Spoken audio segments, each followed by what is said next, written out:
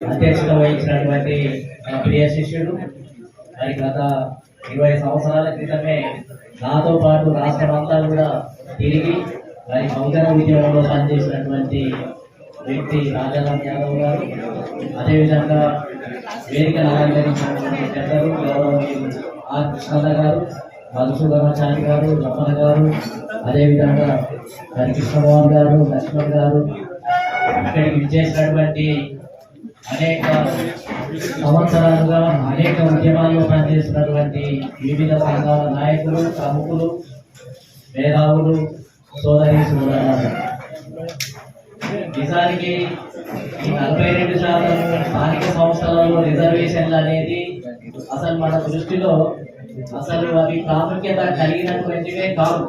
ఎందుకంటే అసలు ఈ స్థానిక సంస్థలలో నిజమైనటువంటి అధికారం లేదు, ఏ పవర్ కూడా లేదు. నిజమైనటువంటి అధికారము అసెంబ్లీ ఎమ్మెల్యేలలో కానీ ఎంపీలలో కానీ వాటిలోనే రాజ్యాధికారం ఉంది, వాటి వల్లనే ఏదైనా మార్పు తీసుకురాగలుగుతాం. కానీ గవర్నమెంటే స్వచ్ఛందంగా ముందుకు వచ్చి నేను 42% స్థానిక సంస్థలలో రిజర్వేషన్లు అమలు చేస్తానని చెప్పింది కాబట్టి చెప్పిన దాని ప్రకారం నువ్వు ఎందుకు చేయడం లేదు అని అడగడం కోసమే మనం ఈ సమావేశాలు, ఉద్యమాలు చేస్తున్నాం. కానీ నిజానికి ఏంటిది అని అంటే స్థానిక సంస్థలలో కూడా 60% మనము రిజర్వేషన్ లేకుండానే గెలుస్తున్నాము. మనమేమి ఈ 42% ఇస్తే ఇటువరకు ఏదో 20% గెలిచినట్టు 42% ఇస్తేనే 42% గెలవబోతున్నట్టు కాదు. జనరల్ ఓపెన్ కాంపిటీషన్ లో కూడా మనం ఇప్పుడు గెలిస్తే 50-20% మనం గెలుస్తూ ఉన్నాం. అది వాస్తవం. కానీ గెలవాల్సింది ఏంటిది అని అంటే అసెంబ్లీనే పట్టుకోవడం కోసమే మనమంతా కూడా బహుజనులకు రాజ్యాధికారం కావాలనే బలమైన ఉద్యమం కోసమే మనం పోరాటం చేస్తూ ఉన్నాం. కాబట్టి ఇప్పుడు గవర్నమెంట్ మాట ఇచ్చింది కాబట్టి ఆ మాట కోసం నిలబడతావా లేదా అని నిలదీయడం కోసము ఈ ఉద్యమాన్ని ప్రారంభించడం తప్ప ఈ స్థానిక సంస్థలు అనేది ఒక ముఖ్యమైనది అనేది ఏమి కాదు నా దృష్టిలో. కాబట్టి నేననేది ఏంటిది అంటే అసలు బీసీల కులగణన అనేది అసలు ఈ రాష్ట్ర రాహుల్ గాంధీ ఏదైతే చెప్పడం జరిగిందో దేశవ్యాప్తంగా కాంగ్రెస్ పార్టీ చాలా బలహీన పడిపోయింది జాతీయ స్థాయిలో. అసలు మొత్తం భారతదేశంలో 3 రాష్ట్రాలకే పరిమితం అయిపోయింది. గతంలో ఎన్నో వాగ్దానాలను చేసి మోసం చేసినటువంటి పార్టీ కాంగ్రెస్ పార్టీ. గరీబీ హఠావో అంది, సోషలిజం అన్నది, అడుగు బలహీన వర్గాల పెట్టింది, అన్ని చెప్పి ఇక ఏ నినాదం లేదు.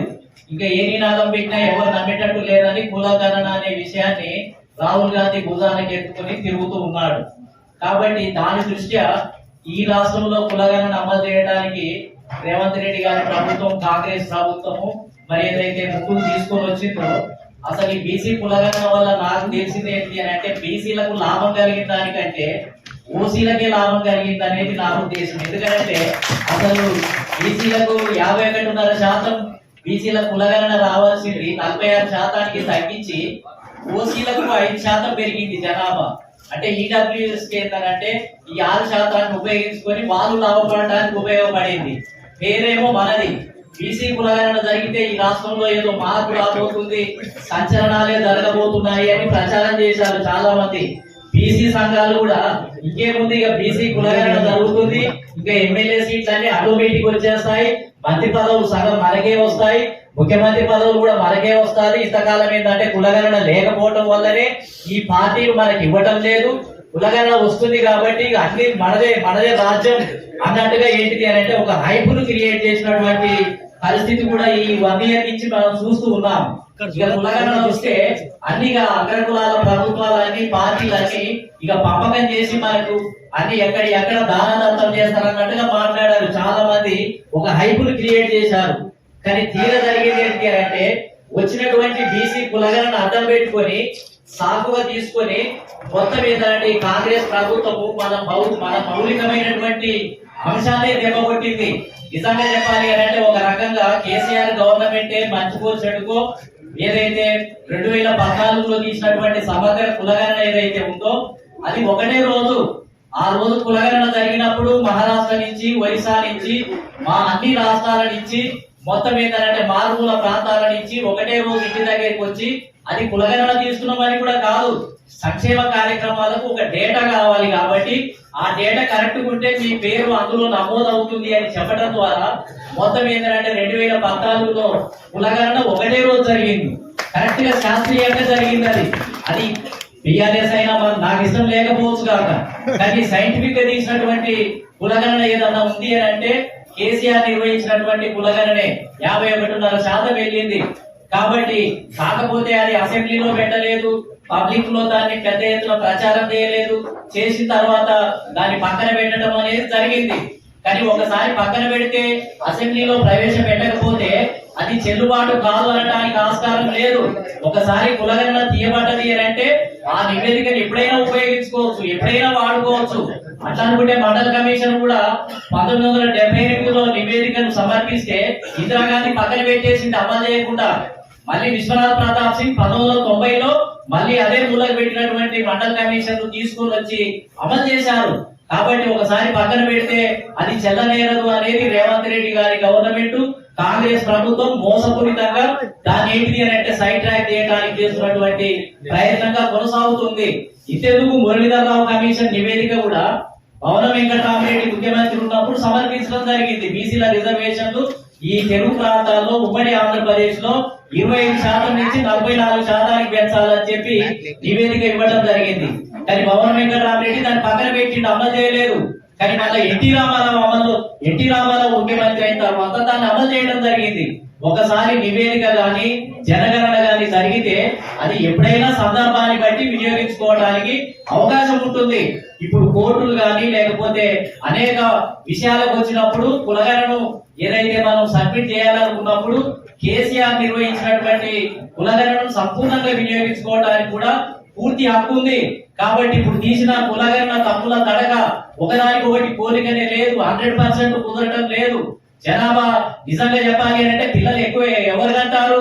వెనుకబాటుతనం ఉన్న బీసీలలోనే మొత్తం ఏంటంటే పిల్లలను కంటే ఎక్కువగా ఉంటుంది, ముస్లింలలోనే ఎక్కువగా ఉంటుంది.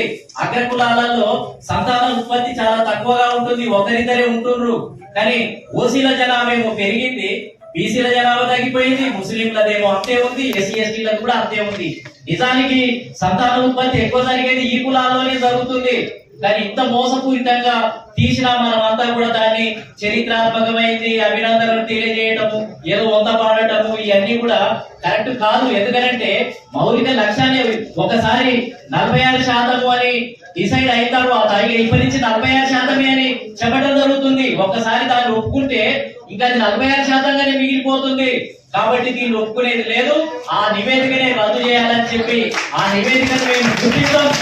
కాంగ్రెస్ ప్రభుత్వం చేపట్టినటువంటి నివేదికను మేము గుర్తించము అనేది అలా మనం చాటి చెప్పాలి.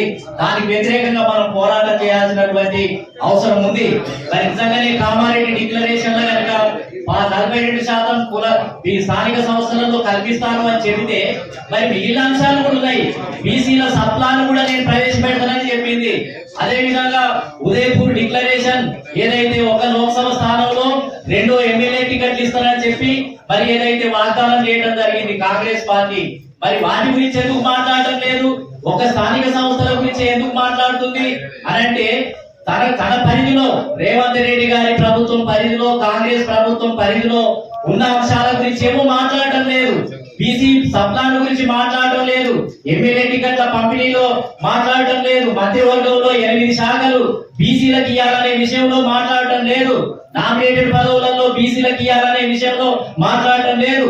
బీసీల కుల కార్పొరేషన్లు ఉన్నాయి, ఒక్కొక్క కులానికి కార్పొరేషన్లు ఉన్నాయి, నిధులు లేవు.